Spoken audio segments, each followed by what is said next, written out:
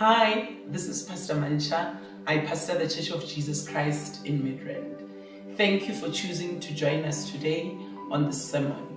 The reason why we decided to share our sermons with the world is because the same life-changing sermons that we hear, that speak into our lives, that have changed us, that have moved us closer to God, are the ones that we want to bring into the world, so that your life can change, so that you can be ministered to, and so that those who are in your life can also be partakers in this great work that is changing our lives. As you are watching this sermon, we pray that your life may be ministered to, that God may speak into your life, that as you go through the journey of life, you may remember that there's a God who cares for you and who always has a word to speak into your life. Thank you for joining us. Amen. 2 Kings chapter 3. Now Jehoram, from verse 1, we read the whole verse, the whole chapter. Now Jehoram, the son of Ahab, became king over Israel at Samaria. So Jehoram took over from his father Ahab in Israel. Now Jehoram, the son of Ahab, became king over Israel at Samaria in the 18th year of Jehoshaphat, king of Judah, and reigned 12 years. So I want you to be able to see it. There are quite a number of names that are mentioned here, and I would like to be able to follow so that you can see who's who. So Jehoram is taking over from his father Ahab. Ahab was the ruler of Israel, and then when he finished ruling, he gave over to his son Jehoram. So because at that time Israel was already split, some people were in Judah and they had their own king in Judah who was Jehoshaphat. And then the rest of the Israelite nation, they were in Israel and their ruler there was Jehoram. So the Bible says in the 18th year of Jehoshaphat, the king of Judah, Jehoram came and took over. And the Bible has already told us that his reign was 12 years. Ne? The Bible says, and Jehoram did evil in the sight of the Lord, but not like his father and mother, for he put away the sacred pillar of Baal that his father had made. So the Bible is telling us that Ahab and Ahab's wife were very evil, and their son Jehoram was evil, but not as evil as them. He was evil, but a little bit less evil. So it looks like there were degrees of evil at that time. The Bible says he persisted in the sins of Jeroboam, the son of Nebat. So if you read your Bible, you will see that every time when there is a good king who is following in the good footsteps of a king, the Bible says the Bible will always say he did well in the sight of the Lord, taking after his footsteps David, after his forefathers' footsteps David. Then when somebody is doing evil, the Bible will always say that person takes after Jeroboam. Ne? Maybe you can reduce me a little bit. You want to translate. I know when you are making notes for your own self. So the Bible says he persisted in the sins of Jeroboam, the son of Nebat. The Bible says who had made. So Jeroboam made Israel to sin, and now Jehoram is continuing to make Israel to sin. The Bible says he did not depart from the sins. Now Mesha. Do you see that another king is coming in now? So Mesha, the king of Moab, was a sheep breeder. And he regularly paid the king of Israel 100,000 lambs and the wool of 100,000 rams. You know, for me, I've seen a lot of big farms, but I cannot imagine having such a big farm. Not that you have 100,000 sheep and 100,000 rams, but you have so many sheep and rams that out of your entire flock of sheep and rams, you still have 100,000 to spare to give someone else. And after giving away 100,000, you can still rear 100,000 ram and take away their wool. So I think this guy probably had like millions and millions of livestock. So the Bible says there was some kind of arrangement that was going on between Moab and Israel. And because of that arrangement, Moab, who was breeding sheep, was giving that amount of sheep and that amount of wool to the king of Israel. But it happened when Ahab died that the king of Moab rebelled against the king of Israel. So now the king of Israel is Jehoram. Are you following, Bazalwane? So the Bible says that Mesha rebelled against Jehoram. So King Jehoram went out of Samaria at that time and mastered all Israel. Then he went and sent to Jehoshaphat, the king of Judah, saying, the king of Moab has rebelled against me. Will you go with me to fight against Moab? So I want you to understand the root of the fight. That the reason why the kings are fighting is because Mesha is no longer giving the provisions that he was giving to Ahab, to the son of Ahab, Jehoram. He is withholding it. He is refusing. He figures the king that I had an arrangement with is dead. I'm not okay with giving away so much of my livestock to another nation. So I am going to withhold them. Ne? So then Jehoram realized that, you know what, I can't find Moab alone. Let me go and find reinforcement. Ne? Then he goes and he says to the king of Judah, Jehoshaphat, the king of Moab has rebelled against me. And he doesn't say what happened. He doesn't say he's withholding the sheep. He doesn't say he's no longer giving me the wool. He's just saying the king of Moab has rebelled against me. Then he asks Jehoshaphat, Jehoshaphat, will you go with me to fight against Moab? And Jehoshaphat said, I will go up. I am as you are, my people as your people, my horses as your horses. Then he said, which way shall we go up? And he answered, by way of the wilderness of Edom. So, just before we continue with this portion of scripture, I want you to see a couple of things here, Bazalwane. So, when the king of Israel goes to the king of Judah, he's asking, come and be an ally, come and help me fight this war. Then, the king of Judah is not asking for the merits of the case. The king of Judah is not asking, why are we fighting? Because of the relationship that Judah and Israel had, the king of Judah feels that if we're not Israel, you are having a war, I will help you in your war. And I want you to understand something. Later on, when we read on, we will realize that there are three kings who went against Moab. The three kings is number one, the king of Judah, the king of Israel, who the war belongs to the king of Israel. The other two kings are coming to assist him. So the king of Israel, the war is his. The king of Judah is coming to help him. And also the king of Edom will also come in and help them. And the three of them will go and fight against the king of Moab. I want you to be able to see the relationship between the three kings. Number one, Judah and Israel are brothers.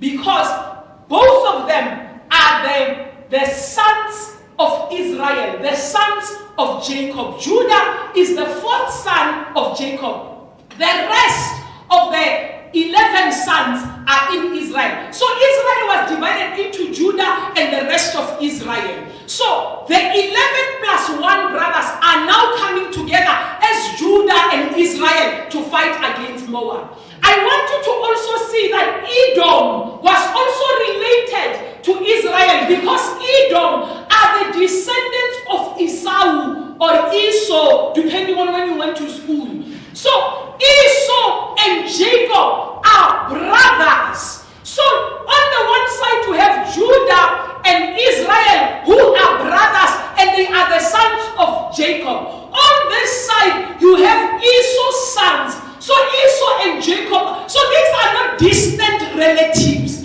These are close relatives. So when they go to fight, they are going as a family. When they go to fight, they are going as members of the same kingdom. They don't say, no, we live in Edom, you guys live in Judah, we live in Israel, fight your own battles. You never shed the sheep with us, so we are not coming to fight with you.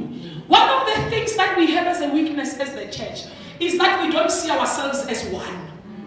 We don't see ourselves as the same kingdom. We always think other people are from that church, or they are from that place, or they are from that location, or they are from that era. What we don't understand is that all of us are washed by the same blood of Jesus. And when we have a revelation that we are washed by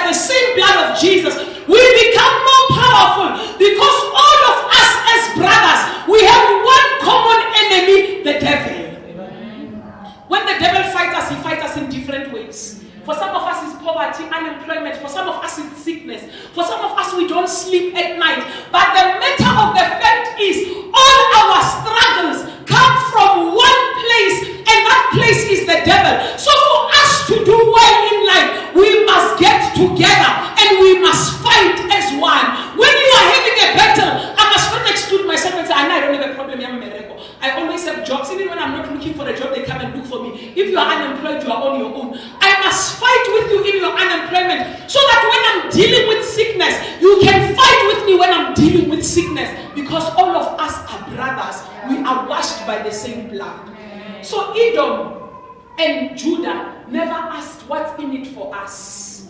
Edom and Judah never said, but when you were doing rice with 100,000 sheep, you did not invite us. When they saw that their brother was in trouble, they immediately came through and started to assist him. So Jehoshaphat then asks Jehoram, so what is the strategy? How are we going to go and capture this Moab? The Bible says he answered Jehoram and said, by way of the wilderness of Edom. So the king of Israel went with the king of Judah, number 2, and the king of Edom. Remember when Jehoshaphat was asking how are we going to go, they said by the wilderness of Edom. So I figure when they were passing by Edom, they said, Joe, come with us. And that's exactly how it should be. When we are facing things as brothers and sisters, I should be able to say to you, come with us. I don't have to tell you 16 weeks in advance and tell you that this thing is going to happen. When we love each other the way the Bible is commanding us to love each other, Bazalwane, even the way we support each other, it's going to be easy. I'm not going to ask you, whenever did they invite you to the wedding? That they invited me last week. They don't take me seriously, so I'm not going. We will always feel like because we are brothers, our mandate with each other is to support one another. So they passed by the wilderness and just randomly picked up Edom like it's nothing. And the next thing you know, Edom is in a war. I don't even know if they sent him a telegram and said, Joe, organize your troops or whatever. The next thing you know, Edom is there with his brothers going to fight Moab. Then the Bible says the king of Israel went, okay, and they marched on that roundabout route 7 days. They have not arrived at war yet, hey? They are still marching. And the Bible says that roundabout route. When it says roundabout, to me, it gives me a sense that they are just going around, they are not even having direction. So for 7 days, they were marching about. And you can imagine you are soldiers, you are marching, it's quite tiring. Israel as warriors, they were not really very much into chariots and into horses. These guys, most of their army was on foot. If you check, that's why even Jesus, when he wanted called a donkey, he never said, go and fetch a horse for me, because Israel really, they were in the business of donkeys. I don't know why they didn't upgrade themselves to horses. So even when they were going to war, most of them, they were on foot. So the Bible says they marched, which is on foot, and there was no water for the army, nor for the animals that followed them. So, there's something wrong with Israel's strategy. Because this strategy, number 1, it made them march roundabout for 7 days. That's the first problem with it. The second problem with the strategy is that there's no water. They are bringing the animals because that's what they are going to eat, and if ever they need to sacrifice to the Lord, they will sacrifice those animals.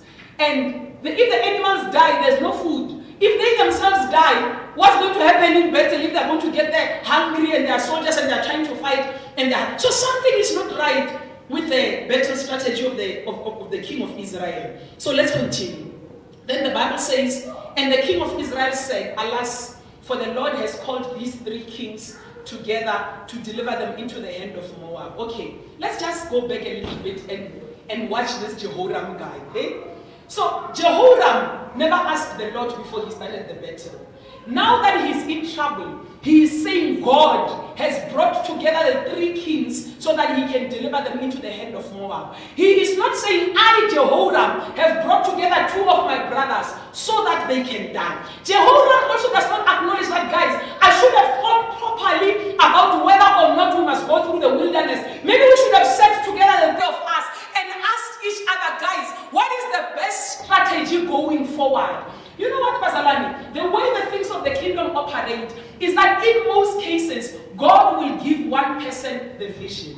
But the mistake that many of us make is that when you have the vision, you think now you've placed yourself under pressure to say, I need to come up with everything that relates to the vision. Yeah. Does that make sense, Fazan? Good, let's say now, Mantsha, God has given me an idea that I must start a car manufacturing company. And now that I feel like it's my idea, I don't consider the fact that Shoni is a process guy.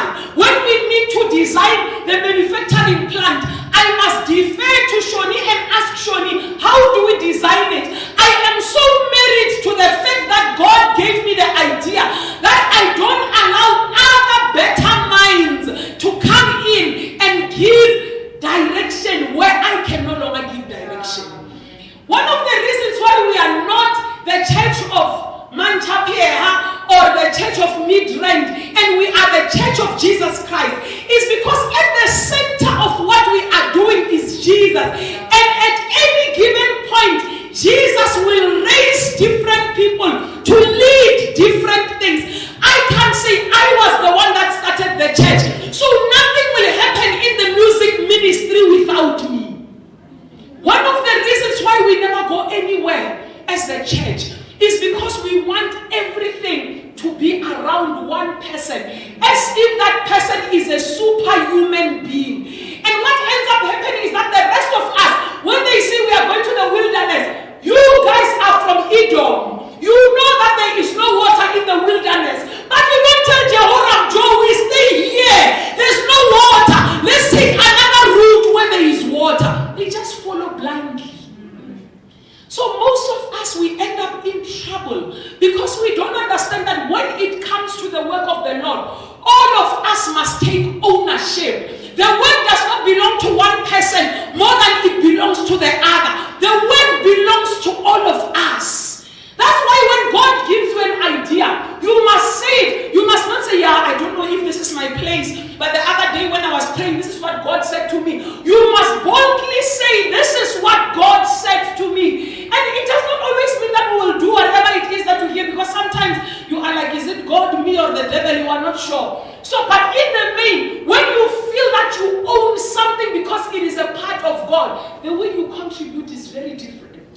Because you are not contributing to something that belongs to another person. You are contributing to something that belongs to God. And as a child of God, you are a co-heir in whatever it is that God is building.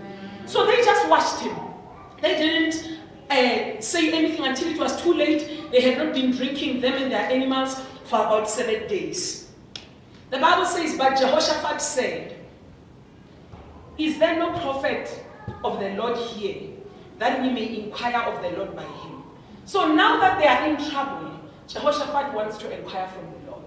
Bazalwane, my prayer is that we should never wait to be in trouble for us to inquire from the Lord. My prayer is that we may teach ourselves to inquire from the Lord from the beginning. When we start, let's make sure that we get our marching orders from God. Let's not do our own thing, and then when we are in trouble, we go to God and we say, God, which direction should we take? Because if they had gone to God 7 days prior, they would have saved themselves 7 days of heartache, marching in a wilderness without food and water. So some of the heartaches that we are experiencing in our lives, Bazalwani, the reason why we are experiencing them is simply because we did not hear from God from the beginning.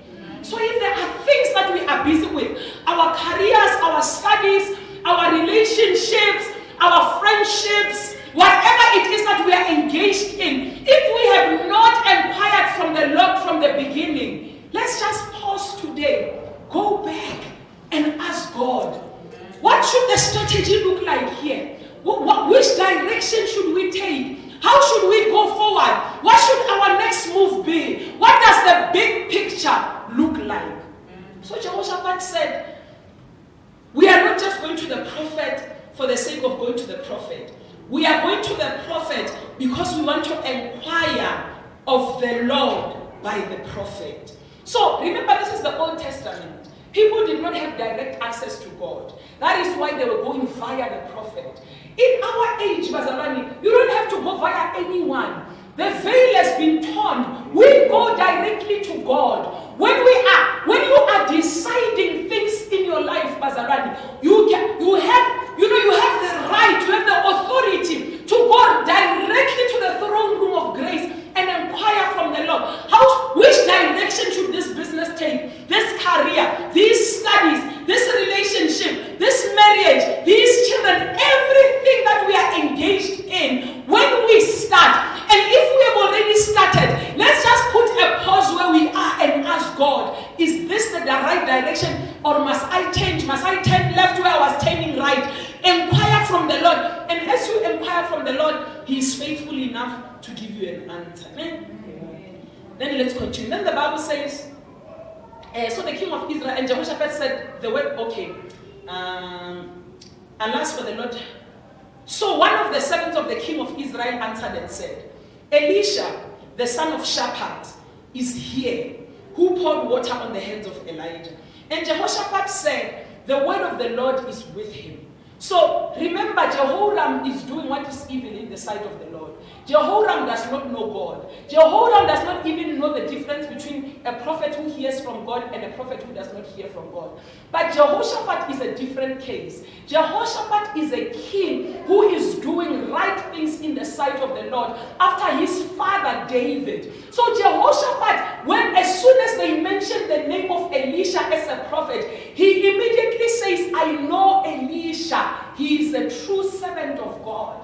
Our associations with each other in the kingdom of God must give us access to even some of the things that we don't know. We should not fight to know the same things. But when I am with you and you are my sister or you are my brother, whatever you have access to, I should not struggle with because you have access to that. When I don't know whether this person is a false prophet or not, and you have the spirit of discernment, you should be able to say to me, I know Elisha. Elisha is a servant of God. So Jehoram did not know, but on the basis of the word of Jehoshaphat, the same Jehoshaphat who said, my people are your people, my horses are your horses, on the basis of that same relationship, all three kings went to Elisha. So we get lost many times because we operate as solo artists. We operate alone. We don't allow other people to help us. Sometimes it's because we look down on them. Sometimes we only think people who will help us are people who have achieved certain things or are people who have reached a certain level. The one thing that we don't know, Bazalwane, is that God, when He brings people into our lives to assist us with the vision, sometimes when you look at them, they look like the most unlikely candidates.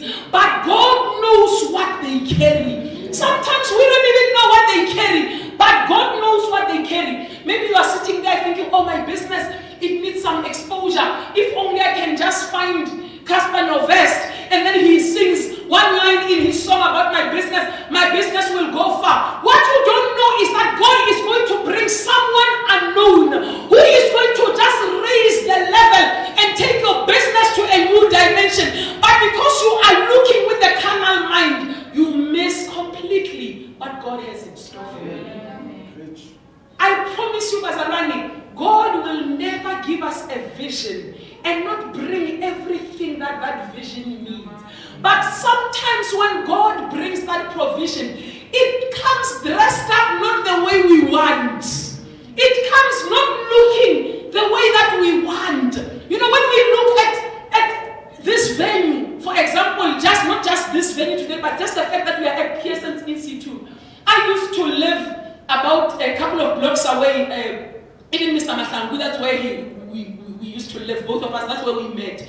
And Chaka today is married to my sister because we moved there. And then we also lived somewhere else where we were neighbors. Then they started dating, the next thing you know, there's my mom. You know? So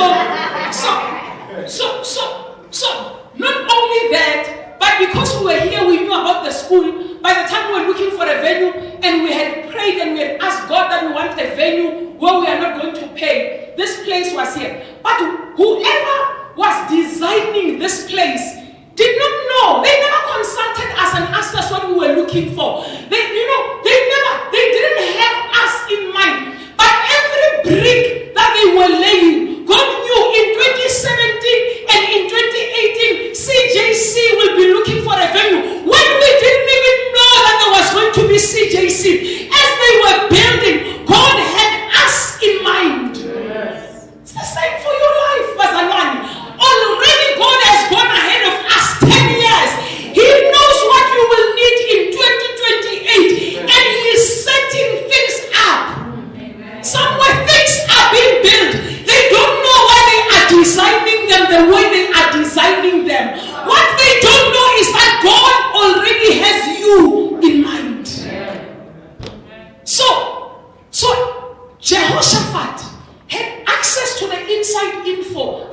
Elisha is our man. Jehoram and the king of Edom did not know, but they still went on the word of Jehoshaphat, their brother. So the Bible says,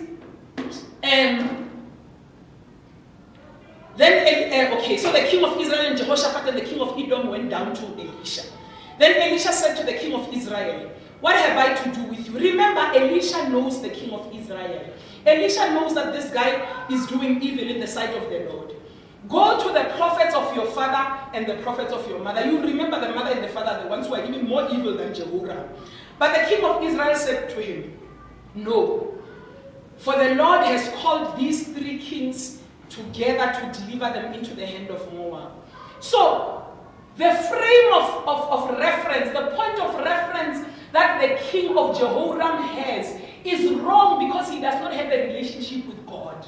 So in his mind, the only way, because he knows his evil ways, he knows that he has not been doing the right things. So he figures, wherever God is trying to kill me, and he's not going to kill me alone, he's going to kill me with these guys. Then the Bible says, and Elisha, so Elisha does not even address the issue that King Jehoram is raising. Elisha says, as the Lord of hosts lives, before whom I stand, surely were it not that I regard the presence of Jehoshaphat, king of Judah, I would not look at you, nor see you, but now bring me a musician.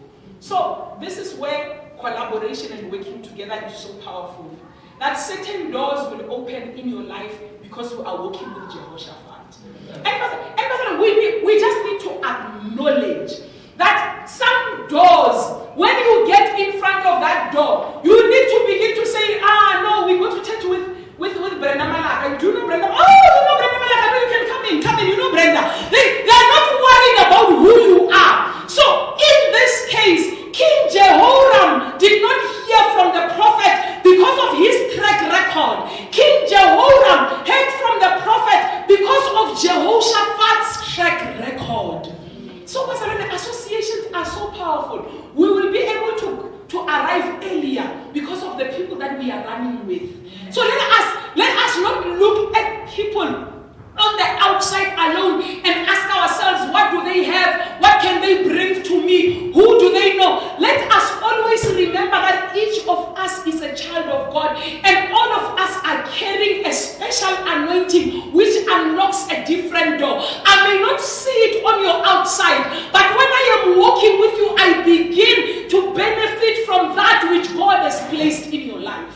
We must not deal with each other like unbelievers, where I only respect you when I see the manifestation of what you can bring. I must deal with you like a child of God, because sometimes while things are still hidden in you, I must regard you the same way I regard Christ, because greater is He that is in you than the one that is in the world. Amen. So the Bible says, the musician is here. I think the musician was singing or dancing, whatever it was, that they were playing the harp or the lyre. Then it happened when the musician played that the hand of the Lord came upon Elisha, and he said, thus says the Lord, make this valley full of ditches, for thus says the Lord, you shall not see wind, nor shall you see rain, yet that valley shall be filled with water, so that you, your cattle, and your animals may drink. And this is a simple matter in the sight of the Lord. He will also deliver the Moabites into your hand. Also you shall attack every fortified city and every choice city, and shall cut down every good tree, and stop up every spring of water, and ruin every good piece of land with stones. Now it happened in the morning, when the grain offering was offered, that suddenly water came by way of Edom, and the land was filled with water. And when all the Moabites heard that the kings had come up to fight against them, all who were able to bear arms and older were gathered, and they stood at the border. Then they rose up early in the morning, and the sun was shining on the water. And the Moabites saw the water on the other side as red as blood. And they said, this is blood. Then kings have surely struck swords and have killed one another. Now therefore, Moab to the spoil. So when they came to the camp of Israel, Israel rose up and attacked the Moabites, so that they fled before them, and they entered their land, killing the Moabites. Then they destroyed the cities, and each man threw a stone on every good piece of land and filled it. And they stopped up all the springs of water and cut down all the good trees.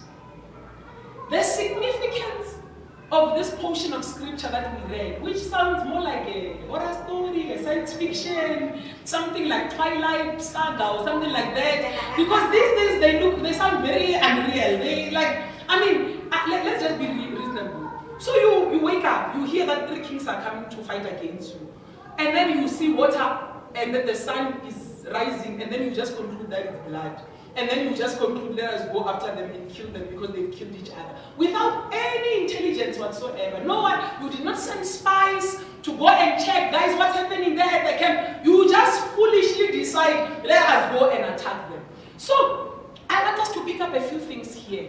And the things that I want us to pick up, I want us to think about our lives. Remember what we are doing, and for those of you who have not been with us as the church, is that we are talking about our personal visions. We are talking about our callings. And this fits right in the middle of us saying, where am I going? What has God said to me? What does my next 10 years look like? What does my next 20 years look like? This thing comes right in the middle of that discussion. And now, remember, most of us, when we are dealing with our vision, we always look at where we come from. We look at our track record. And God is introducing us into this battle where the solution to the next step is not something similar to what these guys have experienced.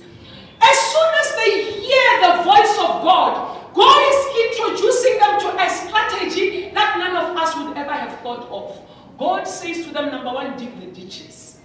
And I wonder how they felt when they were digging the ditches. Guys, do you know when they are digging the ditches? I don't know. They just said we must dig. How many must we dig? You know, how far must we dig? What are we digging for? Are the children of Moab going to fall inside these ditches? What is the point? They didn't have the full picture. And let me assure you, Bazaran, that's exactly how God deals with us. When God calls you into something, God never gives you the full picture. Ask me. When we started this church, I didn't know where the musicians were going to come from. I didn't even know where the people who were going to sing were going to come from. I didn't know where the venue was going to come from. We didn't even have a sign. We didn't even have an account number. We had nothing. I was going to people, recruiting them, asking them to join the church. They said, where's the church? I said, it has not started. But when you come, it will start. So when God calls you into that something, even though we sound confident and we say God said, half of us, we don't even have an idea of what the thing that God is calling us into is supposed to look like. So when God calls you and you don't have the full picture, don't worry. None of us have the full picture. Even after a year of saving, we still don't have the full picture. This thing gets revealed every time. This thing grows every time. At some point, God keeps showing us a picture of what it is supposed to look like. Your life is the exact same. God calls you into something. You think you have an idea of what it looks like, but actually you don't. All you know is I am digging ditches. But if we were to be fair, you have no idea what you are digging the ditches for. So there are a lot of things that we do with our lives. We are preparing, we are saving, we are giving of ourselves, we are doing things, but because we don't have the big picture, we don't have the full picture, we don't know where this thing is going to head to. But God already knows. He knows what's in the minds of the Moabites. He knows how the Moabites think. He knows that when Moab sees the water, they will think the water is blood, and that will lead to their defeat. God already knows that water will flow from Edom, and the donkeys and you guys will drink. If the dishes are not here, there will be nothing to capture the water that is flowing from Moab. So what our responsibility when it comes to following God is very simple. Hear what God says. After you have inquired from the Lord and God has said to you, go and dig ditches, your second responsibility is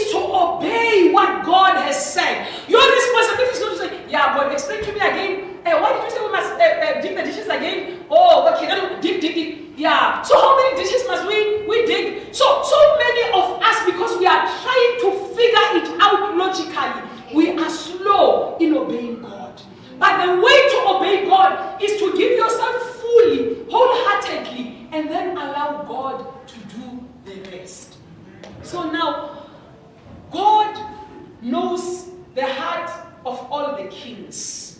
God knows the heart of your enemy as well. God knew how Moab was going to respond in this situation. Many of us, Bazalani, we think other people or the system or the Babylonian system or whatever, we think other things are in the way of what God wants to do for us. What we need to realize, Bazalani, is that God says, I am the one who created, the one who is fashioning the weapon. God says, let him fashion it, let him form it. What I need you to know is that even if they have formed the weapon, no weapon formed against you shall prosper. So what we are doing is that we are scared. We are afraid when we see the weapon. We forget that the heart of the one who created the weapon is in the hand of God. God knows everything that we are facing. So some of us, when we are writing our personal visions, when we are thinking about where we want to go, we always limited by who we are and what we know. Today, I want us to apply the same approach that Jehoshaphat and the other two kings applied. You know what? Edom and the king of Edom and the king of Israel didn't say, yeah, but now we don't know Elisha. They just believed what Jehoshaphat's relationship with Elisha. And because of that, they were also blessed. Jehoshaphat's victory was their victory because they trusted Jehoshaphat in this instant, because Jehoshaphat is the one that had the relationship. So, Bazalwane, whether it is our careers, it's our studies, it's our families, some of us is our extended family members who are sick, family members who are not doing well, family members who don't have direction, whatever it is that we are facing. Right now, Bazalwane, where we are, I just want us to pause and then go back to God and inquire from God. Okay, God, if the situation is like this and we have not drank anything for 7 days, now we just want to come back from you and hear, going forward, how must the battle strategy look like? What must I do with my qualification? What must I do with my career? What must I do with my family? What must I do with my children, with my marriage? Where must we stay? Where must we get a place to stay? You are thinking about a place to stay in relation with your salary. Take your salary, put it down, and then inquire from the Lord, where is the best place for my family to stay? What is the best car for me to drive? What are the best shoes for me to... So we take it to the lowest denominator, Bazalwane, where every decision that we are making, we are taking back to God. Because God has a way of giving you the type of answer that will not only bless you today. We're like, oh, sure, this thing is so nice. I bought it yesterday. When 10 years down the line, you say, you know what? When I bought this thing 10 years ago, I did not know that it was going to bless me like this for the 10 years that it has blessed me. But when you inquire from God, God already knows. So instead of planning our lives as if we don't have God, as if we don't know God, as if we don't have a helper who is nearby, as if we don't have a counselor, as if we don't have a teacher, let us involve God in everything that we are doing. And the minute we involve God, Bazalwane, you will see us beginning to rise. We will rise in every area. And we will rise in such a way that people won't even know. They'll be like, how did you do it? How did this thing work out? You will be knowing that this thing has worked out because I have inquired from the Lord. Let's stand up on our feet in the name of Jesus. I want to sing this song, but I know that you guys will come to the So maybe let me ask someone else to come and sing it for me. The song that says, you deserve the best. And I want us to bring our lives to God. Pastor Rani, I don't know how you feel about your life. Some of us will feel like, my life is great. My life is amazing. Some of us feel like, I know I'm bigger than where I am now. I know I should be doing greater things. Some of us, it even haunts you. The fact that you know that you're supposed to be bigger than who you are today, it haunts you. It's as if, I don't know how to explain it, but it's as if a better version of yourself keeps saying, Mantsha, you are still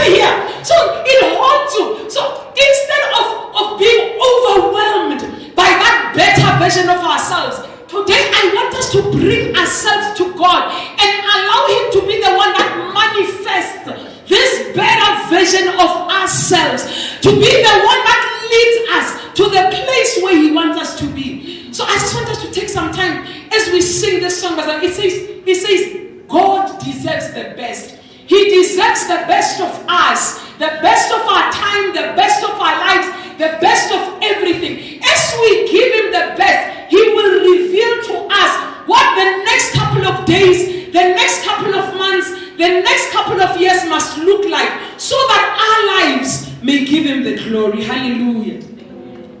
I hope you enjoyed the sermon. I hope it spoke into your life and it ministered to you. If you are watching and you have not accepted Jesus as the Lord and Savior of your life, please allow me to lead you in this prayer so that you can accept Him as the Lord and Savior of your life. The Bible says, if you believe in your heart and you speak with your mouth that Jesus is Lord, then you are saved. If you are in a place where you can close your eyes and raise your hands, please join me and repeat these words after me as you accept Jesus as the Lord and Savior of your life. Lord Jesus, I come before you today. I accept you as the Lord and Savior of my life. I ask you to forgive me of my sins. I ask you to cleanse me from all unrighteousness. I believe that you died for my sins. I believe that you rose on the third day, that I may have life and have it more abundantly.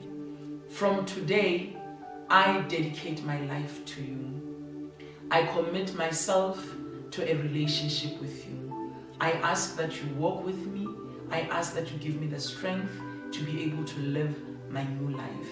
I ask for all of this in the name of Jesus. Amen. You are now saved. Congratulations. Please find a good Bible-based church where you can be a member, where you can grow in your new faith. And please do contact us so that we can encourage you and so that we can offer you support as you begin this new journey of salvation. Congratulations, well done. It's a great step in your life, and your life will never be the same again. Thank you.